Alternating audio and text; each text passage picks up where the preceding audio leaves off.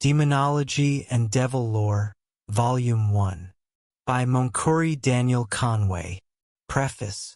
According to legend, 3 friars concealed themselves near the orgies of a witch's sabbath in order to enumerate the devils. However, the chief of these entities, upon discovering the friars, addressed them thus: "Reverend brothers, our army is of such magnitude that if the entirety of the Alps, including their rocks and glaciers, were divided equally among us, no single demon would carry so much as a pound's weight. This occurred within but a single alpine valley. Anyone who has caught even a fleeting glimpse of the world's Walpurgis night, as illuminated through mythology and folklore, must concede that this courteous devil did not exaggerate the circumstance. Any endeavor to catalogue the malevolent specters that have haunted humanity would be akin to attempting to quantify the shadows cast upon the earth by the rising sun. This conviction has deepened within the author of the present work with every advancing step in his study of the subject. In 1859, I contributed a pamphlet entitled The Natural History of the Devil as one of the American tracts for the Times.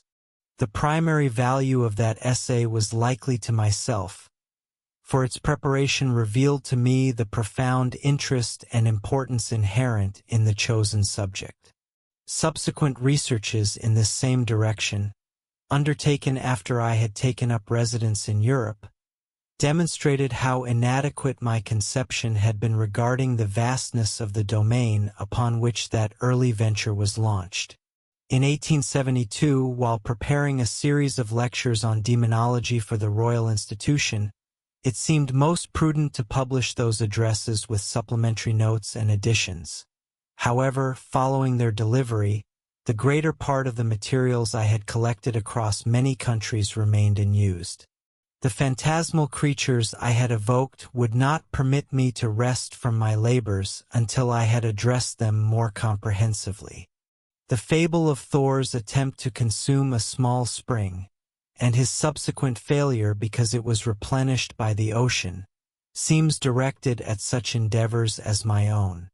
There is, however, another aspect of the matter that has afforded me greater encouragement.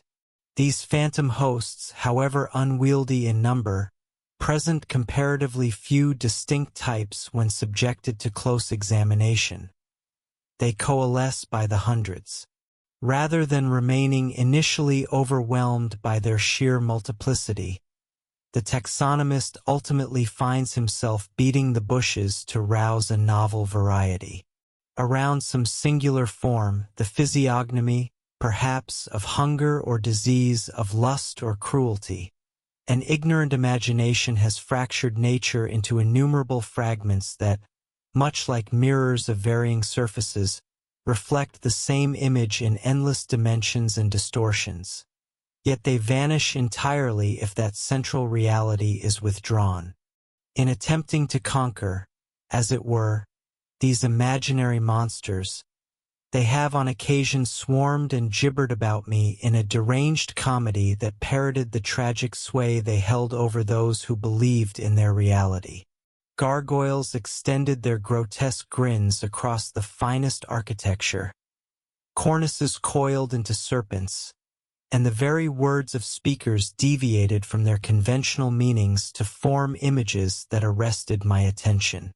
Only when what I deemed the correct solutions were applied to their enigmas were my sphinxes laid to rest. Yet, through this psychological experience, it became apparent that when a single entity was thus laid to rest, its accompanying legion vanished as well. Such phantasms ceased to haunt my nerves long ago, for I had discovered their unreality. I now venture to believe that their mythological forms have ceased to haunt my studies, as I have finally ascertained their underlying reality. Why slay the slain? Such might be the question that arises in the minds of many who encounter this volume. A Scottish song declares, "The devil is dead and buried at Kirkcaldy." If this be true, he did not perish until he had created a world in his own image. The natural world is overlaid with an unnatural religion, one that breeds bitterness surrounding the simplest of thoughts, presents obstructions to scientific inquiry, and fosters estrangements no more rational than if they had resulted from differing perceptions of lunar figures, all derived from the devil-bequeathed dogma that certain beliefs and disbeliefs are of infernal instigation. Dogmas molded within a fossilized demonology form the foundation of institutions that divert wealth, erudition, and enterprise toward fictitious ends. Therefore, it is not mere intellectual curiosity that has sustained my labor upon this subject over these many years, but rather a mounting conviction that the sequelae of such superstitions continue to exercise a formidable influence. When Father Delaporte recently published his treatise on the devil, his bishop wrote to him, "Reverend Father, if everyone busied himself with the devil as you do, the kingdom of God would gain by it." Identifying the kingdom spoken of here as the kingdom of truth, it is with a certain concurrence in the bishop's sentiment that I have busied myself with the work now presented to the public. Part 1. Demonology. Chapter 1. Dualism. A college within the state of Ohio has adopted as its motto the words, "Orient thyself." This significant admonition to Western youth represents a fundamental condition for attaining truth in the science of mythology. Through the neglect of this principle, the glowing personifications and metaphors of the East have all too generally migrated to the West, only to encounter a Medusa that turns them to stone. Our prosaic literalism transmutes their ideals into idols. The time has arrived when we must instead learn to see ourselves reflected within them. Out of an epoch and civilization in which we live with an habitual recognition of natural forces, we must transport ourselves to a period and region where no sophisticated eye gazes upon nature. The sun becomes a chariot drawn by resplendent steeds and guided by a refulgent deity. The stars ascend and trace their courses by arbitrary power or divine command. The tree stands as the bower of a spirit, and the fountain leaps from the urn of a naiad. In such vibrant costumes did the laws of nature hold their carnival, until science ultimately struck the hour for their unmasking.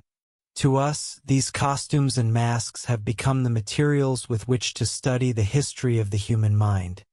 Yet, to truly comprehend them, we must translate our senses back into that phase of our own early existence, insofar as such regression is consistent with retaining our present culture.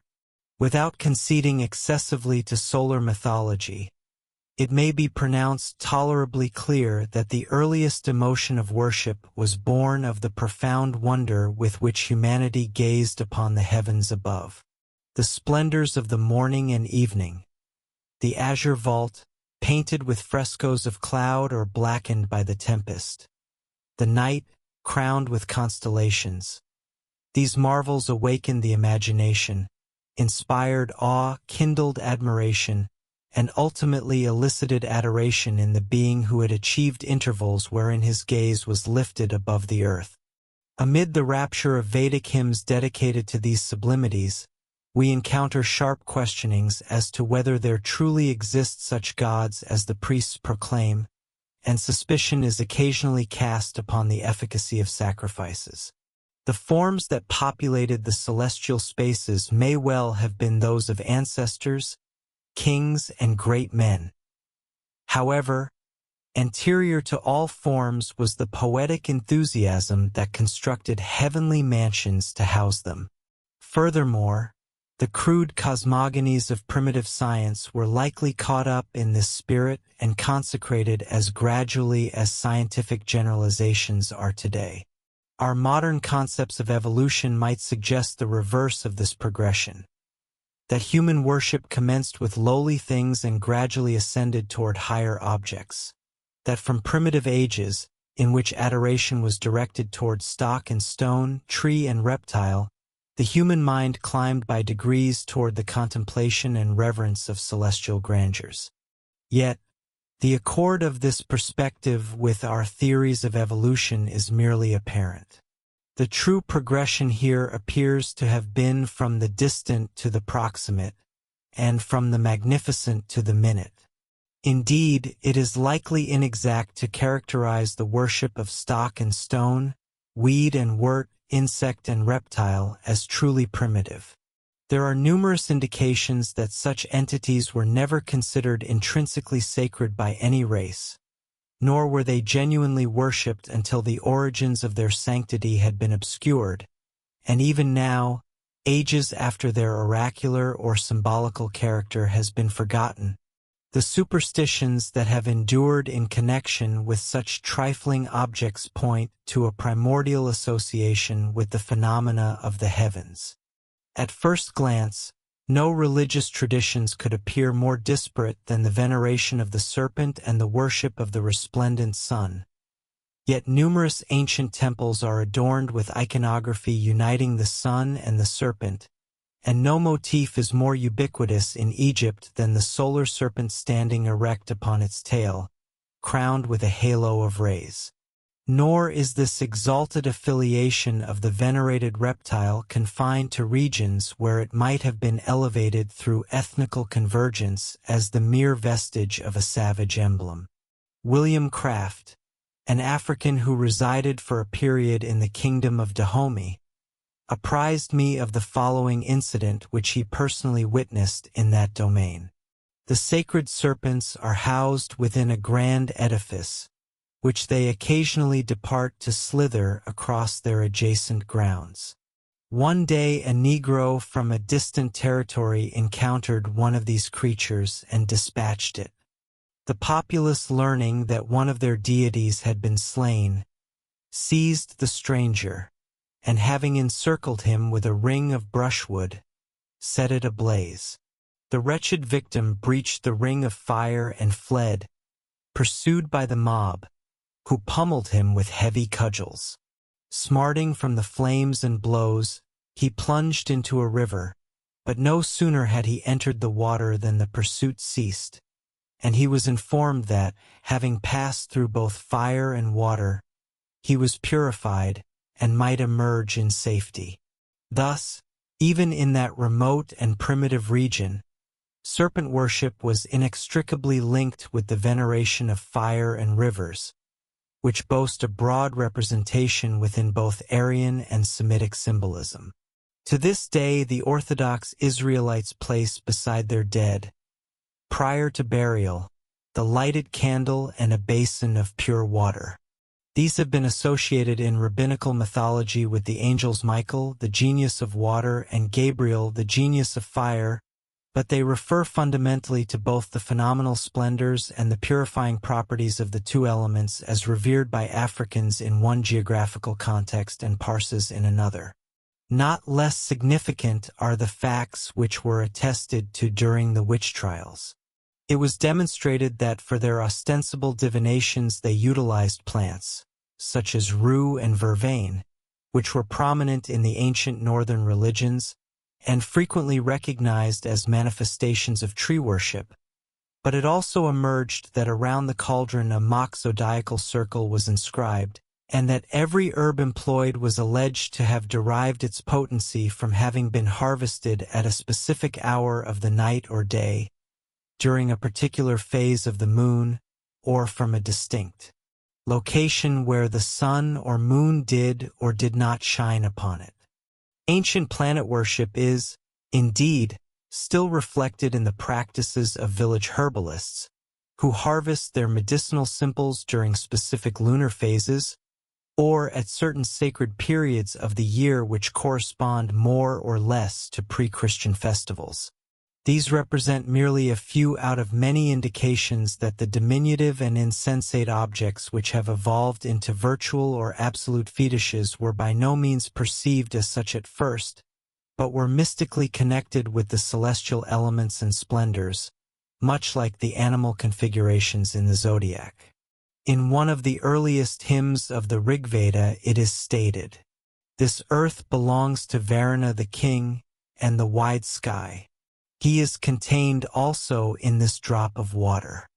Just as the firmament was observed reflected within the gleaming curvature of a dewdrop, even so in the morphology or hue of a leaf or flower, the metamorphosis of a chrysalis, or the interment and resurrection of a scarabaeus egg, some underlying sign could be discerned making it answer in lieu of a representative image which could not yet be painted or carved.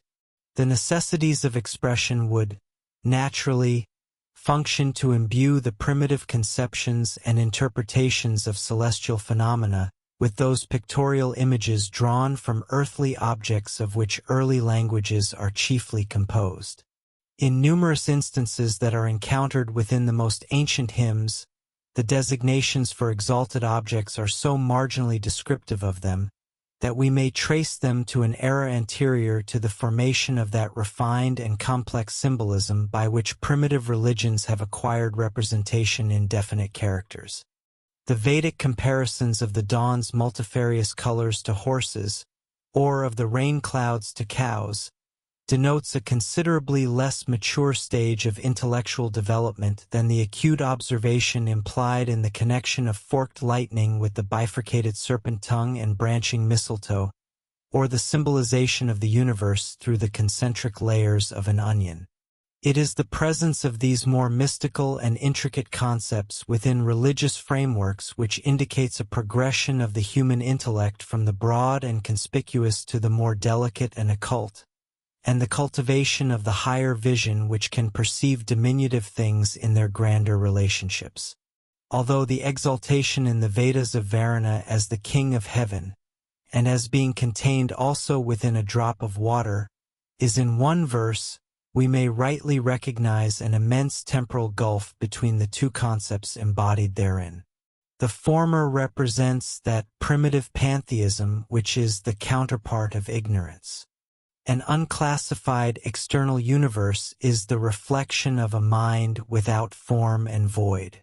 It is while all within remains a state of undiscriminating wonder that the religious vesture of nature will manifest as this undefined pantheism. The fruit of the tree of the knowledge of good and evil has not yet been tasted.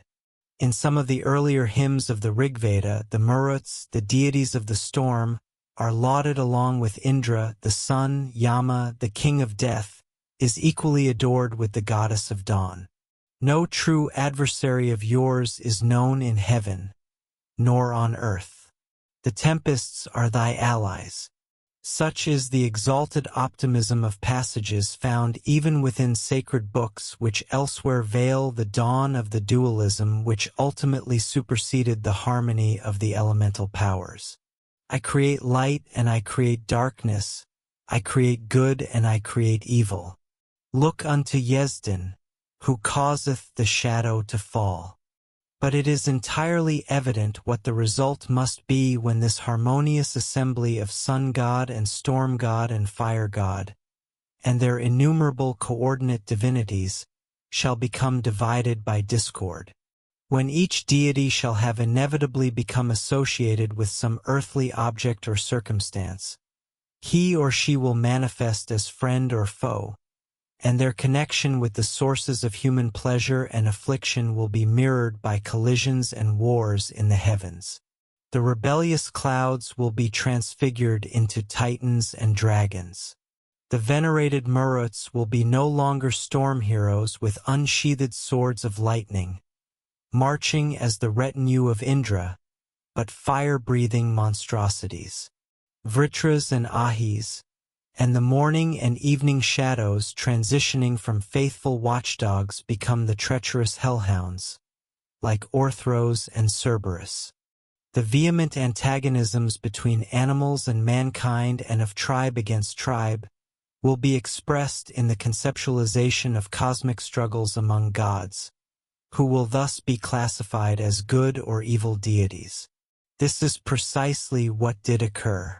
The primitive pantheism was fractured. In its stead, the subsequent ages beheld the universe as the arena for a tremendous conflict between good and evil powers, who individually, in the process of time, marshaled each and every entity, from a world to a worm, beneath their flaming banners. Chapter 2. The Genesis of Demons. The inaugural pantheon of every race was constructed upon a foundation of intellectual speculation. In a moral sense, each entity therein might be characterized as more or less demonic, and indeed it may almost be asserted that religion, considered as a service rendered unto superhuman beings, originated with the propitiation of demons, albeit they might be called gods. Humanity discovered that upon the earth bountiful yields were attained only with profound difficulty, while thorns and noxious weeds proliferated ceaselessly. The malevolent forces appeared to be the strongest. Even the most benevolent deity possessed a trace of the demonic. The sun, though preeminently beneficent, bears the sunstroke alongside the sunbeam, and withers the very blooms it summons forth. The splendor, the might, the majesty, the menace, the grandeur and the wrath of the heavens and the elements were seamlessly blended in these personifications, and reflected subsequently in the trembling adoration accorded to them. The flattering epithets bestowed upon these powers by their worshippers must be interpreted in light of the costly sacrifices through which humanity sought to propitiate them. Originally, no sacrifice would have been offered to a purely benevolent entity. The Furies were termed the Eumenides, the well-meaning, and one is tempted to regard this appellation as a preservation of the primitive meaning of the Sanskrit root of Iranes, namely Saranyu, which signifies the morning light stealing across the heavens. However, the descriptions of the Iranes furnished by the Greek poets, most notably by Aeschylus, who delineates them as black, serpent-locked, with eyes dripping blood, and refers to them as hounds, demonstrate that Saranyu as the morning light, and thus the revealer of dark deeds, had been gradually degraded into a personification of the curse. And yet, while acknowledging the name Eumenides as euphemistic, we may nonetheless admire the development of that rationalism which ultimately discerned in the epithet a suggestion of the soul of goodness within evil things, and thereby almost restored the beneficent connotation of Saranyu. I have settled in this place, declares Athene in the Eumenides of Aeschylus, these mighty deities, hard to be appeased, they have obtained by lot to administer all things concerning men. But he who has not found them gentle knows not whence come the ills of life. Yet, before the dread Iranes of Homer's age had evolved into the venerable goddesses of popular Athenian phrasing, or the Eumenides of the later poets' profound insight, piercing their Gorgon form as portrayed by himself, they had traversed every phase of human terror. Cowering generations had endeavored to soothe the remorseless avengers through complimentary phrases. The worship of the serpent, originating in identical fears, similarly elevated that creature into a realm wherein poets could invest it with an array of profound and beautiful significances. However, these more distinctly terrible deities reside in the shadowy borderland of mythology, from which we may peer back into epochs when the fear from which worship is born had not yet been distilled into its constituent elements of awe and admiration, nor the heaven of supreme forces divided into hierarchies of benevolent and malevolent beings. And, on the other hand, we may look forward to those eras in which the moral consciousness of humanity begins to forge the distinctions between good and evil, right and wrong, a development that transforms cosmogony into religion and compels every deity of the mind's creation to perform his or her part in reflecting the physical and moral struggles of mankind. The intermediate processes through which the good and the evil were detached and advanced towards separate personification cannot always be traced, but the indications of their operation remain, in most instances, sufficiently clear.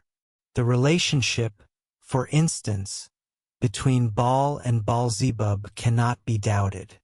The former represents the sun in its glory as the quickener of nature and the painter of its beauty. The latter, the insect-breeding power of the sun Baalzebub, is the fly god. Only during a comparatively recent period did the deity of the Philistines, whose oracle was consulted by Ahaziah, suffer the reputation of serving as the prince of devils, his name having been altered by a mere pun to Beelzebul. It is not inconceivable that the modern Egyptian mother's hesitation to disturb flies settling upon her sleeping child, alongside the sanctity attributed to various insects, originated in the profound awe felt for him. The title fly god is paralleled by the reverent epithet averter of flies, applied to Zeus as worshipped at Elis, the Myagris deus of the Romans, and the Myodes mentioned by Pliny. Our depiction is probably derived from a protective charm, and was evidently crafted by the god's believers.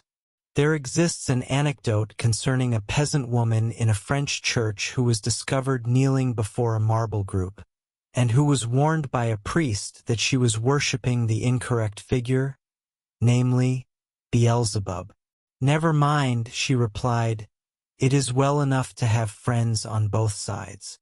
The story, though now merely a clever invention, would represent the actual state of mind of many a Babylonian invoking the protection of the fly god against formidable swarms of his venomous subjects. No less lucid is the illustration supplied by Scandinavian mythology. In Simund's Edda, the evil-minded Loki says, "Odin, dost thou remember when we in early days blended our blood together?" The two became detached exceedingly slowly, for their separation implied the crumbling away of a great religion, and its distribution into new forms, and a religion requires, relatively speaking, as much time to decay as it does to grow, as we who live under a crumbling religion have ample reason to acknowledge. Protap Chunder Mozumdar of the Brahmo Somaj, during an address in London, stated, "The Indian pantheon has many millions of deities, and no space is left for the devil." He might have added that these deities have distributed among themselves all the tasks that the devil could potentially perform were he to be admitted. His remark recalled to me the Eddaic narrative of Loki's entrance into the assembly of gods within the halls of Ogre.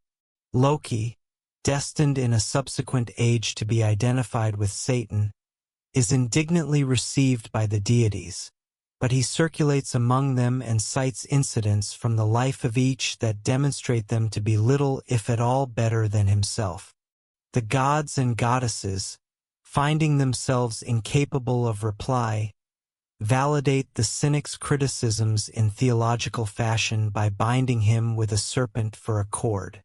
The late Theodore Parker is reputed to have replied to a Calvinist who sought his conversion, "The difference between us is simple.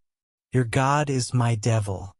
There can be little question that the Hebrews, from whom the Calvinist inherited his deity, possessed no devil within their mythology, precisely because the jealous and vindictive Jehovah was wholly equal to any undertaking of that nature, such as hardening Pharaoh's heart, bringing plagues upon the land, or deceiving a prophet only to subsequently destroy him for his false prophecies.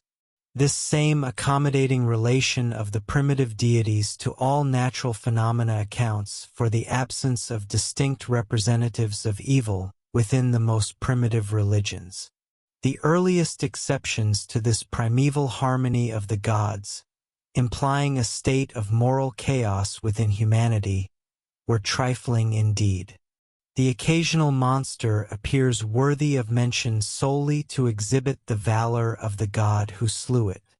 Yet such were the embryonic germs of demons, born from the structural action of the human mind as soon as it began to formulate a philosophy regarding a universe upon which it had initially gazed with simple wonder, and destined for an evolution of vast import once the work of moralising upon them ensued.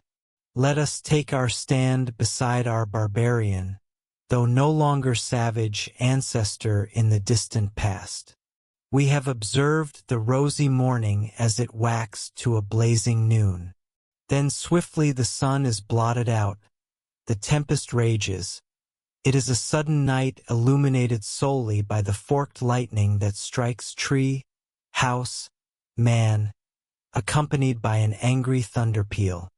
From the vantage of an instructed age, mankind can look upon the storm blackening the sky not as an enemy of the sun, but as one of its own superlative effects.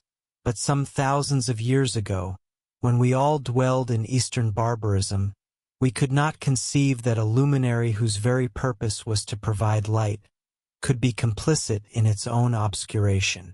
We subsequently looked with pity upon the ignorance of our ancestors, who had sung hymns to the storm dragons in the hope of flattering them into quiescence, and we arrived through irresistible logic at that dualism which long divided the visible, and still divides the moral, universe into two hostile camps. This is the mother principle from which demons proceeded. Initially sparse in number, and distinguished from the broader host of deities by their exceptional malevolence, these entities multiplied in tandem with mankind's expanding capacity to classify his world.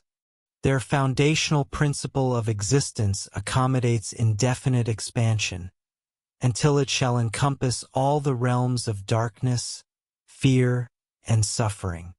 Within the names bestowed upon demons, and in the fables woven around them, the primordial struggles of mankind against peril, deprivation, and mortality during eras of profound vulnerability are chronicled more comprehensively than in any inscriptions upon stone. Dualism remains a doctrine that all superficial appearances corroborate. Side by side, the barren desert and the fecund earth, the radiant sunshine and the biting frost, sorrow and joy, life and death, sit weaving a vesture of bright and somber threads around every existence, and science alone is capable of detecting how each of these perpetually casts the shuttle to the other. They shall inevitably appear as adversaries in every domain that remains unmastered by knowledge. There exists a resonant refrain, gathered from across many ages, within William Blake's apostrophe to the tiger. Tiger, tiger, burning bright in the forests of the night, what immortal hand or eye framed thy fearful symmetry?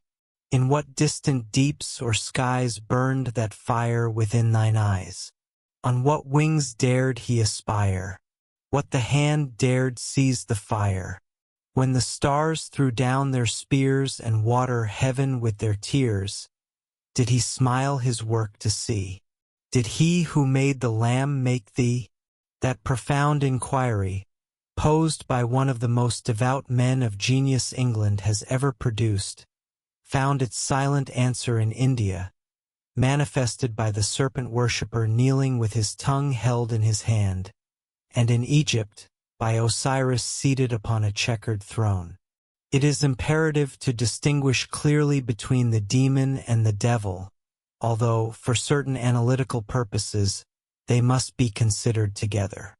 The world was haunted by demons for countless epochs prior to any embodiment of their essence within a singular central form, let alone the formulation of a universal principle of evil. These early demons possessed no inherent moral character, no more so than a man-eating tiger. There is no outburst of moral indignation mingling with the triumphant shout when Indra slays Vritra, and Apollo's countenance remains utterly serene as his dart pierces the python. It required a substantially higher development of moral sentiment to engender the conception of a devil. Only the most intense of lights could cast so black a shadow athwart the world as the belief in a purely malignant spirit. To such a conception, the love of evil strictly for its own sake, the word devil is limited in this work, while demon is applied to beings whose harmfulness is not gratuitous, but rather incidental to the fulfillment of their own satisfactions. Deity and demon derive from terms that were once interchangeable, and the latter has merely suffered degradation through its conventional usage to designate those less beneficent powers and qualities, which originally inhered within every deity, once they were detached from those divine figures and separately personified. Every luminous god cast a shadow, so to speak, and under the formidable influence of dualism, this shadow acquired a distinct existence and personality within the popular imagination. Once the principle was firmly established that what appeared beneficent and what seemed the reverse must be ascribed to distinct powers, it became evident that the evolution of demons would be continuous, and their distribution coextensive with the myriad ills that flesh is heir to. Chapter 3. Degradation. The atmospheric conditions within the human mind having thus been primed for the proliferation of demons, the specific shapes or appellations they would assume were subsequently determined by a confluence of circumstances, whether ethnical, climatic, political, or even entirely accidental. Indeed, such designations were rarely accidental, but Professor Max Muller, within his annotations to the Rigveda, has directed attention toward a remarkable instance wherein the formation of an imposing mythological figure of this nature had its name determined by what, in all probability, was a mere accident. In the earliest Vedic hymns, the name Aditi appears, recognized as the holy mother of numerous gods, and on 3 occasions the female name Dithi is also mentioned. There remains, however, substantial reason to posit that Dithi is a mere reflex of Aditi, the initial letter having originally been dropped through a reciter's license. Later reciters, however, regarding every letter within so sacred a volume, or even the omission of a letter, as possessing eternal significance, ensured that Dithi, this decapitated Aditi, was evolved into a separate and powerful being, and, every niche of beneficence being already occupied by its respective god or goddess, the new form was at once relegated to the newly defined realm of evil, where she remained as the mother of the enemies of the gods, the Daityas. Unhappily, this accident adhered to the ancient tendency by which the furies and vices have, with scandalous constancy, been personified in the feminine gender. The intimate resemblance between these two names within Hindu mythology, severally representing the best and the worst, may thus be entirely accidental, and only serve to demonstrate how the demon-forming tendency, once it had commenced, was capable of pressing even the most trivial incidents into its service. But generally, the names attributed to demons, as well as to entire races of demons, convey far more than this, and in no inquiry is it more vital to remember that names are inherently consequential things than in the one presently before us.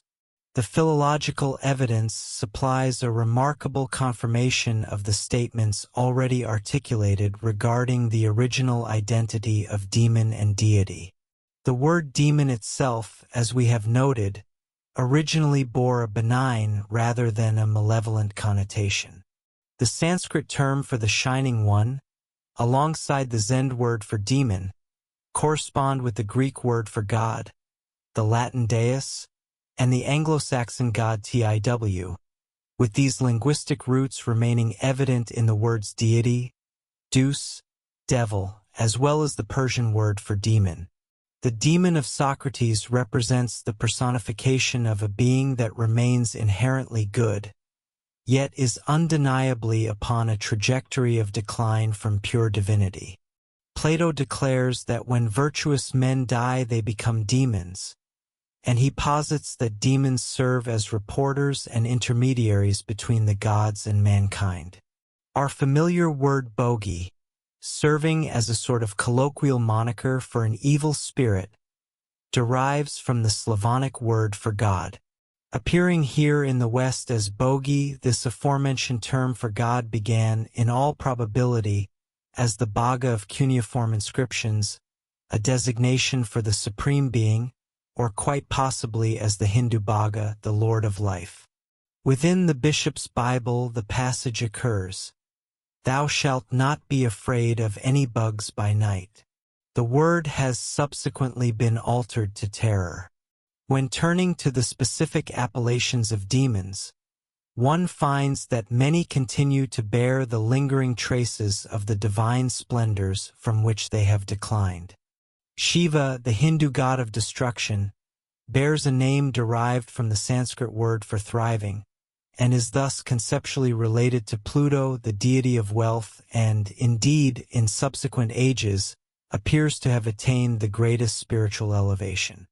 In a narrative within the Persian poem Masnavi, Ahriman is mentioned alongside Bahman as a fire fiend, of which class are the Magian demons and the jinns generally, a fact that, given the profound sanctity of fire, serves as compelling evidence of their exalted origins. Avicenna asserts that the genii are essentially ethereal animals. Lucifer, signifying the bearer of light, is the fallen angel of the morning star. Loki, representing the closest entity to a purely evil power among the Scandinavian personifications, derives his name from the German word for light. Azazel, a term inaccurately rendered scapegoat in the Bible, appears to have originally been a deity, as the Israelites were initially required to offer up one goat to Jehovah and another to Azazel, a name which appears to signify the strength of God.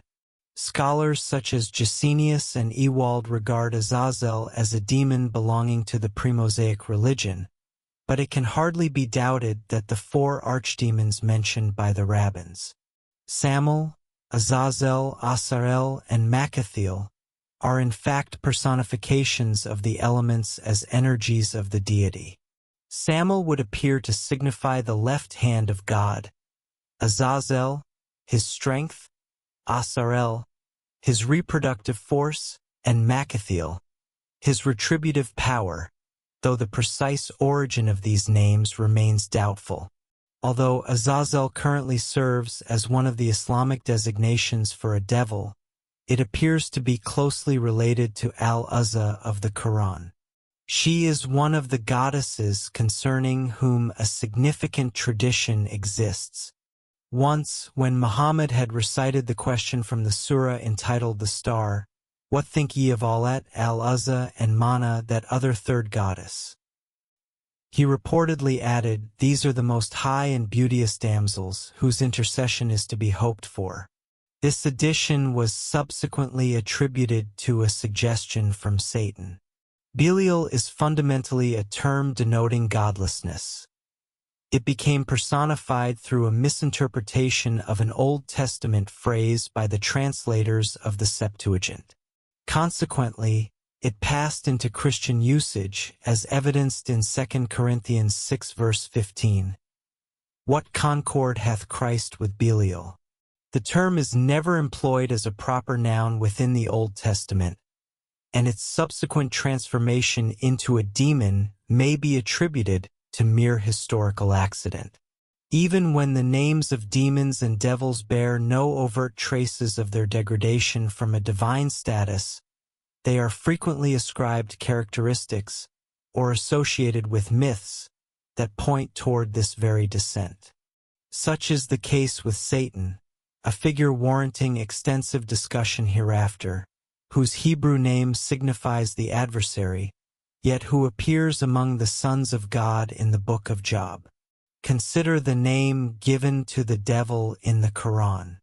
Eblis, being almost certainly the Greek word for devil Arabicized, and while this Greek term is found in Pindar to mean a slanderer, is described in Quranic fables as a fallen angel of the highest eminence. One of the most striking indications of the descent of demons from heaven is the pervasive belief in their lameness. Mr. Tyler has elucidated the curious persistence of this concept across diverse ethnical lines of development. Hephaestus was lamed by his fall when hurled from Olympus by Zeus. Furthermore, it is exceptionally remarkable that in the English travesty of the Limping Vulcan, embodied in Wayland the Smith, there emerges the suggestion, noted by Mr. Cox, of the name Vala, which is one of the designations for the dragon vanquished by Indra. In Sir Walter Scott's romance as Mr. Cox observes, Wayland is depicted as a mere impostor who exploits a popular superstition to maintain an air of mystery surrounding himself and his craft. Nevertheless, the persona to which he lays claim belongs to authentic Teutonic legend. The Persian demon Eshma, known as Asmodeus in the Book of Tobit, appears with this identical characteristic of lameness in Alain René Lesage's The Lame Devil. The clubbed or cloven hoof of the Christian devil is notoriously recognized. Even the horns popularly ascribed to the devil may conceivably have originated from the aureole denoting the glory of his primordial estate. In various relics of early art, Satan is portrayed wearing this aureole, as evidenced by a 10th-century miniature presented by Monsieur Diderot. The same author has demonstrated that Pan and the satyrs, who significantly influenced the conceptualization of our horned and hoofed devil, originally acquired their horns from the same exalted source as Moses did in ancient Bibles, as well as in his magnificent statue rendered by Michelangelo in Rome. Through this mythological history, the most formidable demons have become inextricably associated in the popular imagination with stars, planets, Ketu in India, Saturn and Mercury as the infortunes, comets, and various other celestial phenomena. The examples of this phenomenon are so voluminous that it is impossible to address them comprehensively here, where I can solely aspire to offer a few illustrations of the affirmed principles. Moreover, in this instance, it is of lesser consequence for the English reader, given the existence of an intriguing volume in which the subject has been specifically explored. Incidentally, these astrological demons and devils must inevitably recur from time to time throughout the course of our inquiry.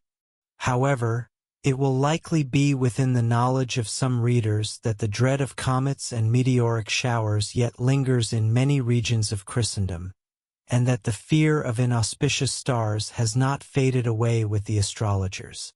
Hugh Miller recounts a Scottish legend concerning an avenging meteoric demon. A shipmaster, having moored his vessel near Moriel's den, amused himself by observing the lights from the scattered farmhouses. After all the other illuminations had been extinguished, one solitary light lingered for quite some time. When that light, too, had disappeared, the shipmaster beheld a massive meteor that advanced toward the cottage with a distinct hissing noise. A hound howled, and an owl hooted. However, when the fireball had nearly reached the roof, a rooster crowed from within the dwelling, prompting the meteor to ascend once more. This sequence was repeated thrice, with the meteor finally ascending among the stars upon the third cockcrow. On the ensuing day, the shipmaster went ashore, purchased the rooster, and departed with it. Upon returning from his voyage, he sought out the cottage, only to find nothing but a scatter of blackened stones. Nearly 60 years ago, a human skeleton was discovered near the site, doubled over as though the body had been hastily huddled into a hole. This grim discovery revived the legend, and it presumably contributed some of those traits that render the tale a genuine piece of mosaic within the mythology of Estria. The fabled fall of Lucifer essentially signifies a process analogous to the one observed in the case of Seranu. The morning star, much like the morning light, functions as a revealer of the deeds of darkness and thus becomes an avenger. Through conceptual evolution, it subsequently transforms into an instigator of the very evil it originally disclosed and punished.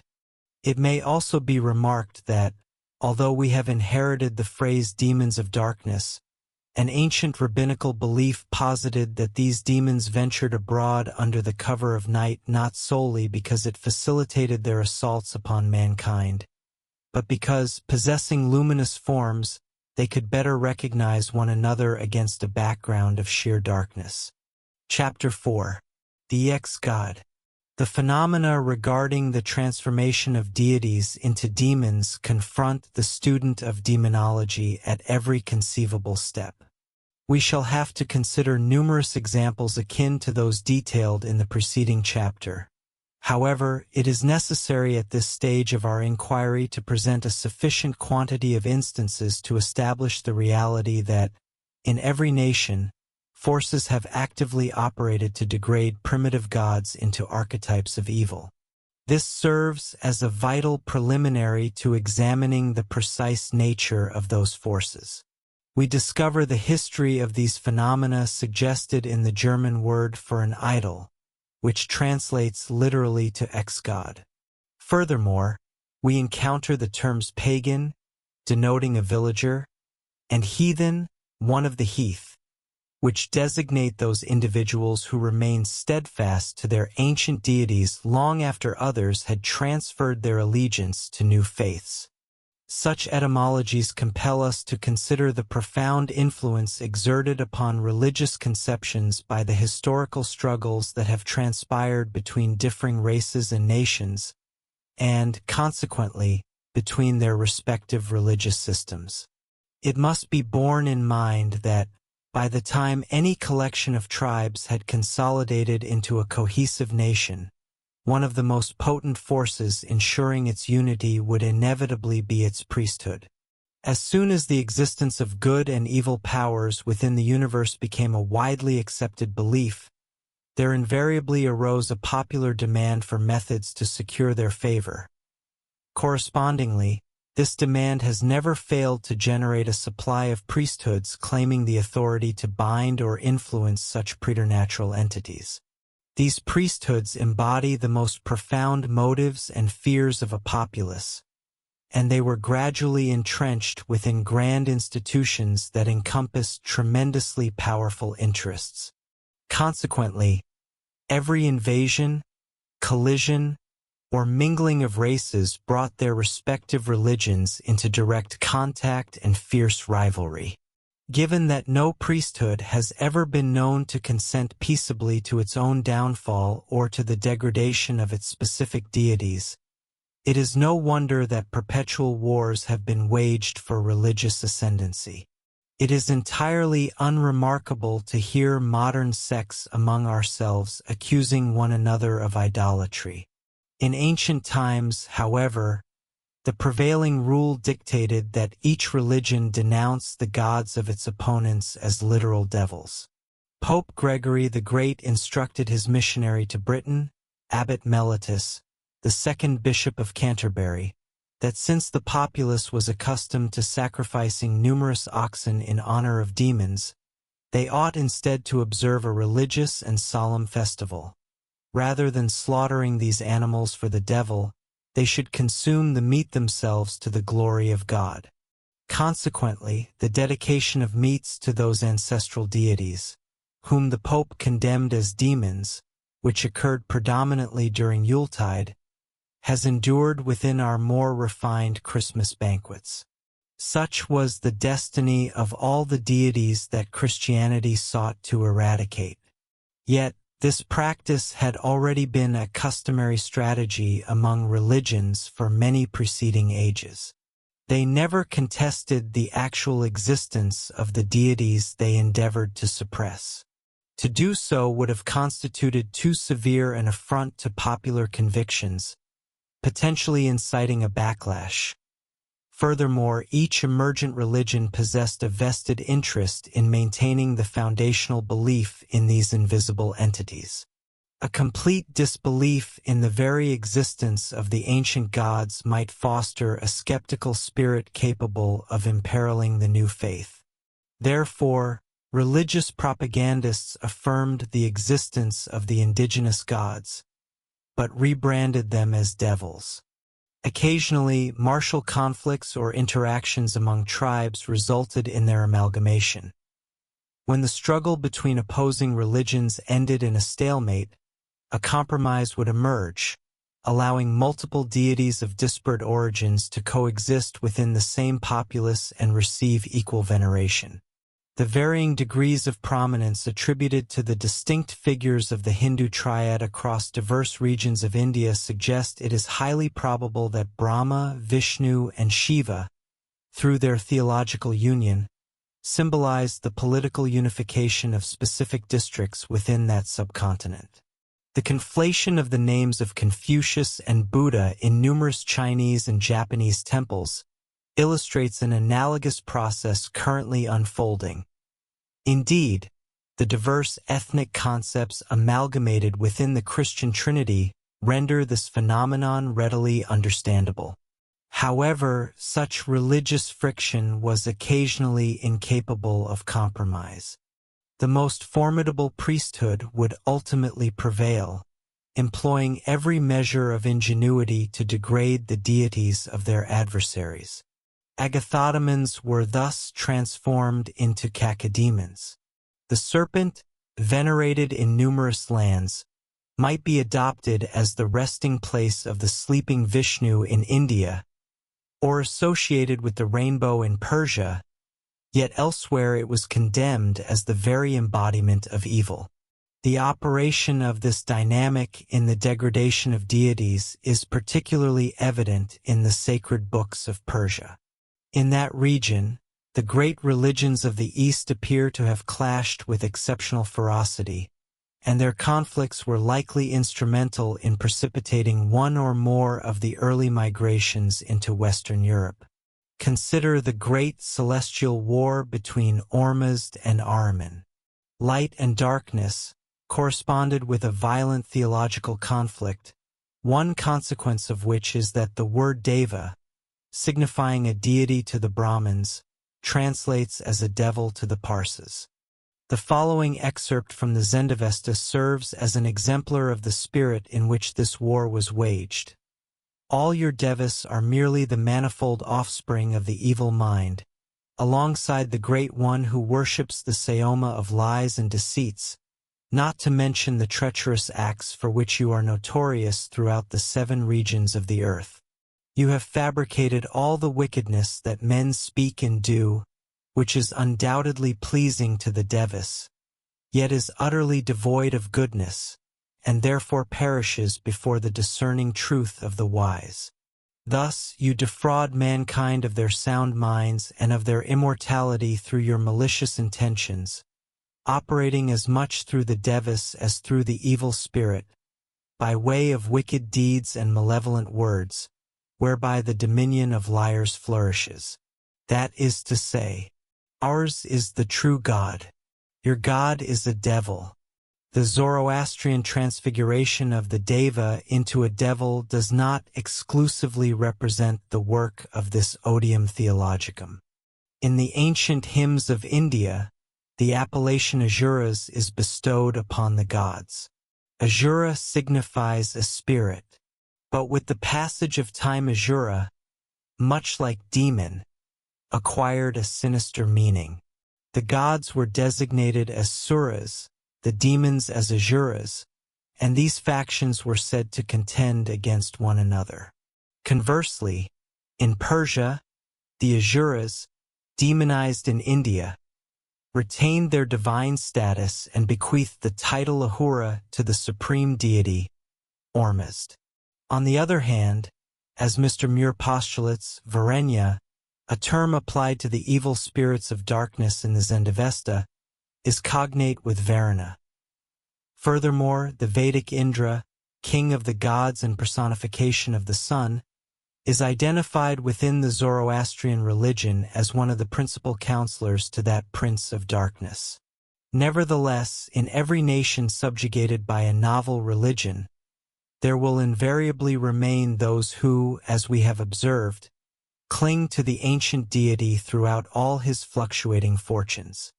These individuals may be branded as zealots, yet they steadfastly adhere to the ancestral faith and continue to practice the ancient rites. Occasionally, Even after they have been compelled to capitulate to the prevailing terminology and label the old god a devil, they will discover a rationale for perpetuating the transmitted rituals.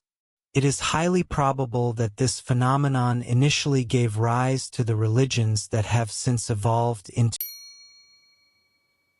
Do you want access to this and all the complete audiobooks on the channel, plus the ebook version? Click the link in the description or scan the QR code in the left corner of the screen to access our library, where you can listen to your favorite esoteric books without ad interruptions, lock your screen, or use other apps while the narration plays, and even download the ebook version to follow along as you listen. Listen on your computer via web browser, or download the app from the Play Store. After subscribing, you will receive an email with your login details, password, and step-by-step instructions on how to access the books through the Hotmart app.